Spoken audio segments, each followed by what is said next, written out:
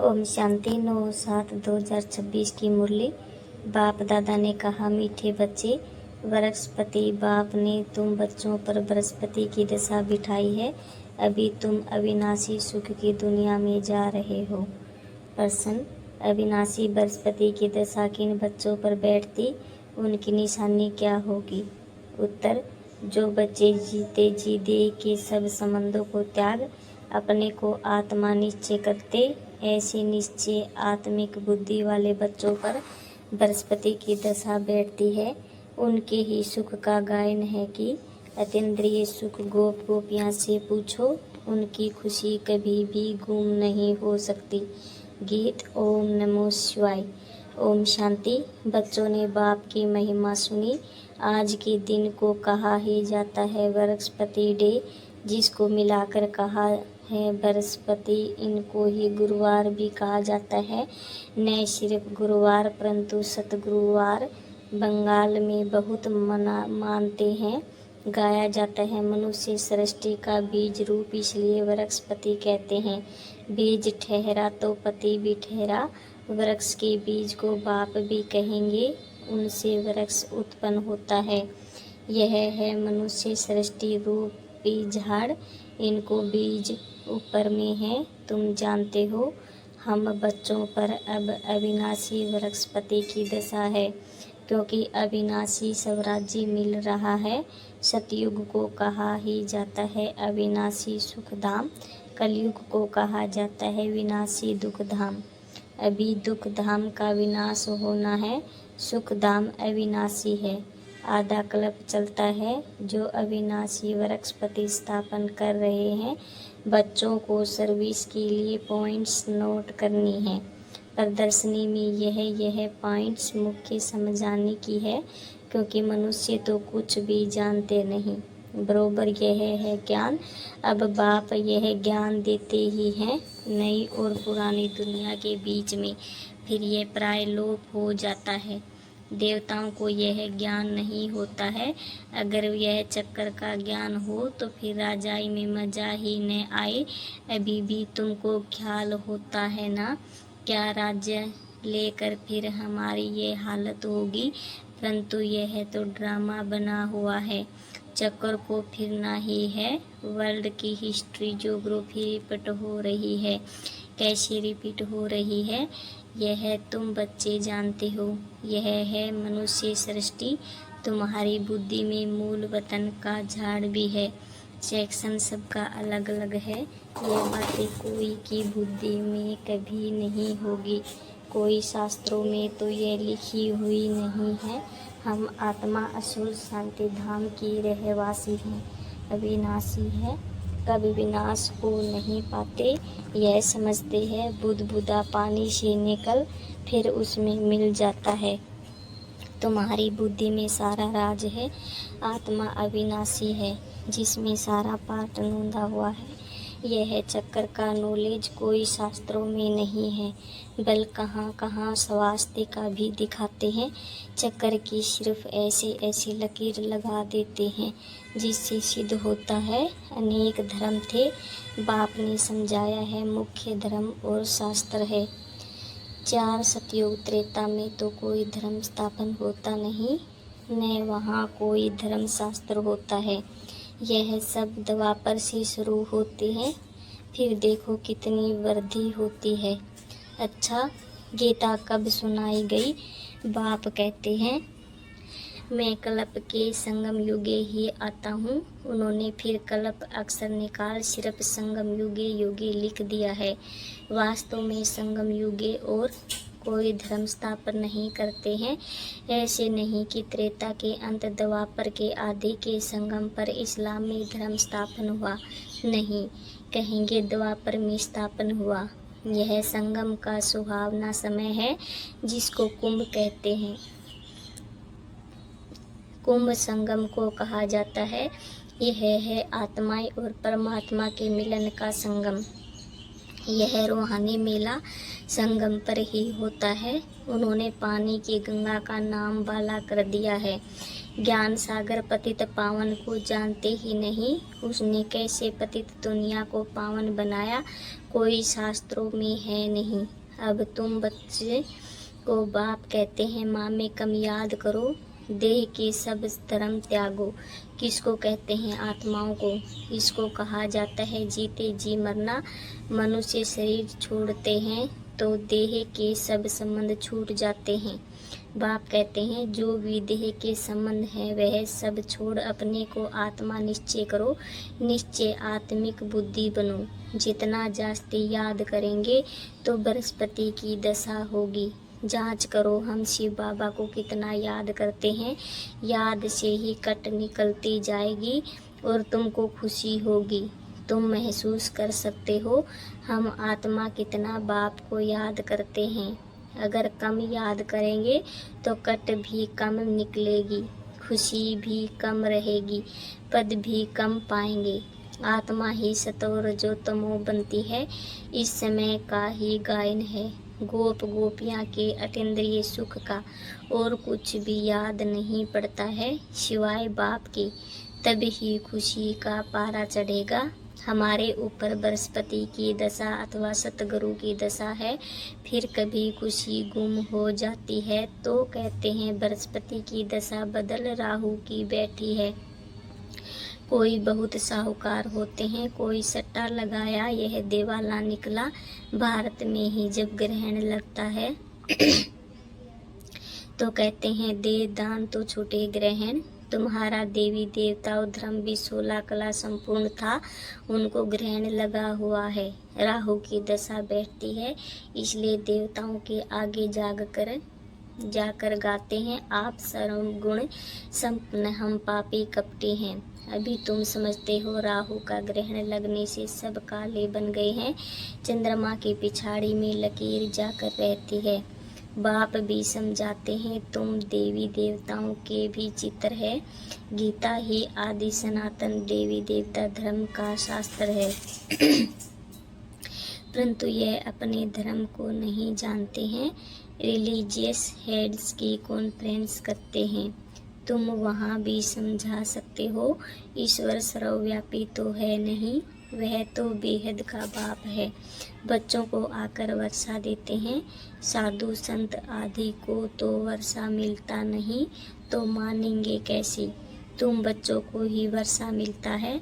मुख्य बात है ही यह सिद्ध करने की कि ईश्वर सर्वव्यापी नहीं है।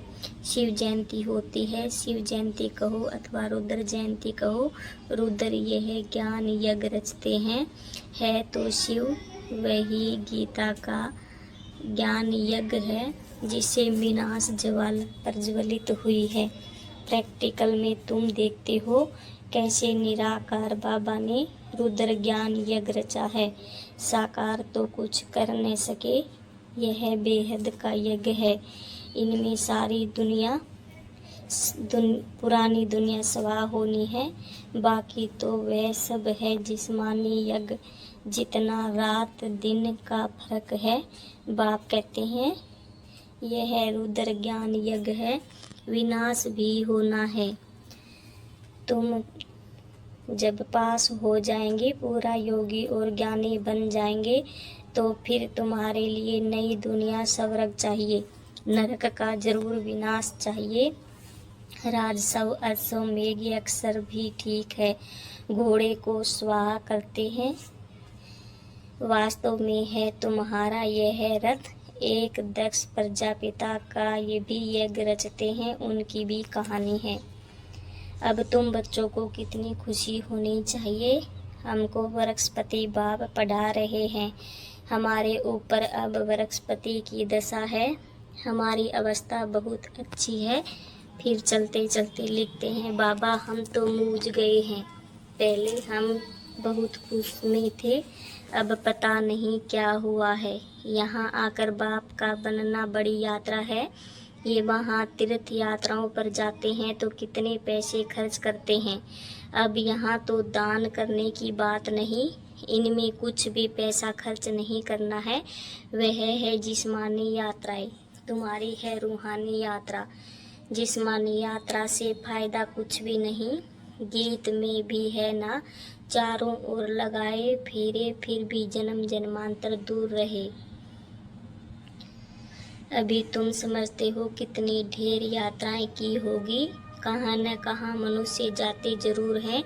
हरिद्वार में गंगा जी पर जरूर जाते हैं, पतित पावनी गंगा समझते हैं ना। अब वास्तव में तुम हो सच्ची सच्ची ज्ञान गंगाएं, तुम्हारे पास भी बहुत आकर ज्ञान स्नान करते हैं। बाबा ने समझाया है सतगुरु एक ही है, सर्व का सदगति दाता सिवाय एक सतगुरु के और कोई गुरु नहीं। बाप कहते हैं मैं तुमको कल्प कल्प संगम युग पर आकर सदगति दे पुजारी से पूज्य बनाता हूँ, फिर तुम पुजारी बन दुखी बन जाते हो। यह भी अभी पता पड़ा है, बरोबर हमारा आधा कलेप राज्य चलता है, फिर द्वापर में हम सो देवी देवता वाम मार्ग में चले जाएंगे। जब रावण राज्य शुरू होता है तब से ही वाम मार्ग शुरू होता है। उनकी भी निशानियां हैं। जगन्नाथ के मंदिर में जाओ तो अंदर काली मूर्ति है, बाहर में देवताओं के गंदे चित्र हैं। उस समय अपने को भी थोड़े ही समझ में आता था कि क्या है। विकारी मनुष्य विकारी दृष्टि से देखेंगे तो समझते थे देवताएं भी विकारी थे। यह लिखा हुआ है देवताएं वहां मार्ग में जाते हैं। ड्रेस भी देवताओं की दी है। यहाँ भी देलवाड़ा मंदिर में जाओ तो ऊपर में स्वर्ग लगा हुआ है, नीचे तपस्या में बैठे हैं। इन सब राज्यों को और कोई जानते नहीं है। बाबा का तो अनुभवी रथ है ना। तुम बच्चे अब समझ रहे हो, आत्माएं और परमात्मा अलग रहे बहुकाल। तुम जो पहले अलग हुए हो फिर तुम ही आकर पहले मिलते हो। सतयुग का फर्स्ट प्रिंस है श्री कृष्ण।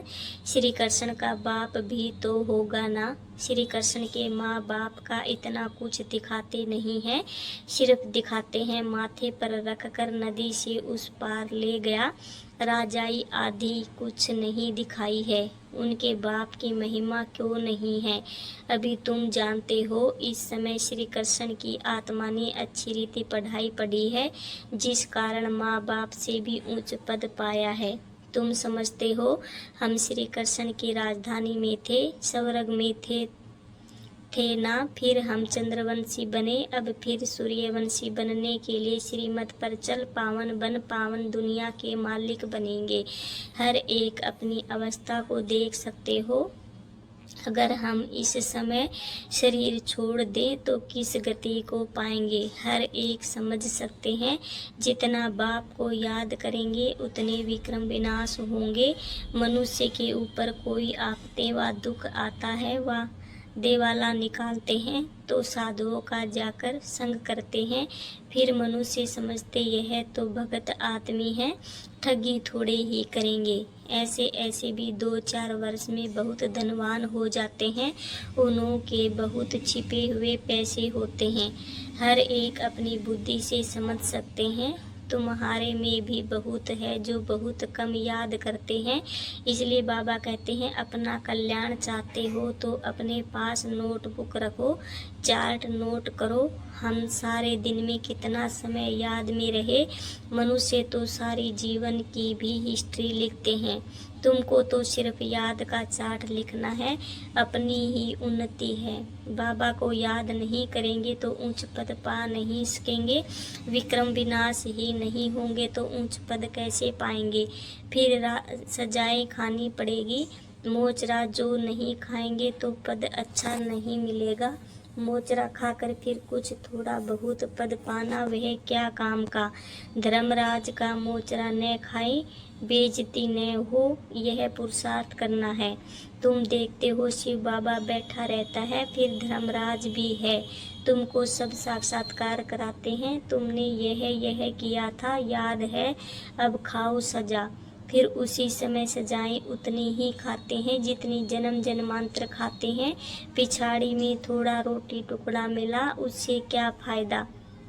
मोचरा तो नहीं खाना चाहिए, अपनी अवस्था की जांच करनी है। जैसे पोता मेल निकालते हैं, कोई 6 मास का, कोई 12 मास का, कोई तो रोज का भी निकालते हैं। बाप कहते हैं तुम भी व्यापारी हो। कोई बिरला व्यापारी बेहद के बाप से व्यापार करे, धन नहीं तो तन मन तो है ना। उनको श्राप भी कहते हैं, मट्ठा सट्टा करते हैं ना। तुम तन मन धन देते हो, रिटर्न में 21 जन्मों के लिए कितना वर्षा पाते हो। बाबा हम आपका हूँ, ऐसी युक्ति बताओ जो हमारी आत्मा और शरीर इन लक्ष्मी नारायण जैसा बन जाए। बाबा कहते हैं मैं तुमको कितना गोरा बनाता हूँ, एकदम रूप ही बदल देता हूँ। दूसरे जन्म में तुमको फर्स्ट क्लास शरीर मिलेगा। तुम बैकुंठ में भी देखते हो, तुम जानते हो ये है नम्मा बाबा, फिर लक्ष्मी नारायण बनेंगे। एम ऑब्जेक्ट भी दिखाते हैं। अब जो जितना पुरुषार्थ करे, अगर पुरुषार्थ पूरा नहीं करेंगे, धर्म चक्कर मचाएंगे तो अच्छा मीठे मीठे शिकल दे बच्चों प्रति माता पिता बाप दादा का याद प्यार और गुड मॉर्निंग। रूहानी बाप की रूहानी बच्चों को नमस्ते। हम रूहानी बच्चों की रूहानी बाप दादा को याद प्यार गुड मॉर्निंग और नमस्ते बाबा, शुक्रिया बाबा शुक्रिया। धारणा के लिए मुख्य सार, अपनी अवस्था की जांच स्वयं ही करनी है। अपने कल्याण के लिए डेली डायरी रखनी है,